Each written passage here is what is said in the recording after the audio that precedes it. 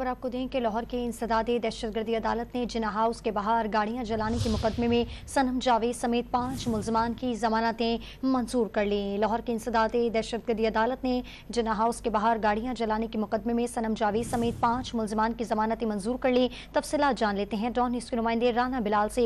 Rana Bilal, update कीजिएगा इस हवाले से। जी देखें, लाहौर की इंसदादे दहशतगर्दी अदालत ने जिन्ना हाउस के बाहर गाड़ियां जलाने के मुकदमे में सनम जावेद समेत 5 मुलजमान की जमानतें मंजूर कर ली हैं, जबकि इंसदादे दहशतगर्दी अदालत ने ही रुबीना जमील की जमानत की दरख्वास्त जो है वो खारिज कर दी है। इंसदादे दहशतगर्दी अदालत के जज अरशद जावेद ने यह फैसला सुनाया है और पुलिस ने मुलजमान के खिलाफ लाहौर के थाना सरवर रोड थाने में यह मुकदमा दर्ज किया था। जमानतें मंजूर होने वाले मुलजमान में सैयद फैसल, उमैर, अफशा तारक, सनम जावेद और अली हसन जो है वो शामिल है, जबकि अदालत ने रुबीना जमील की दरख्वास्त जमानत जो है वो खारिज कर दी है। बहुत शुक्रिया तफसीलात देने के लिए राना बिलाल।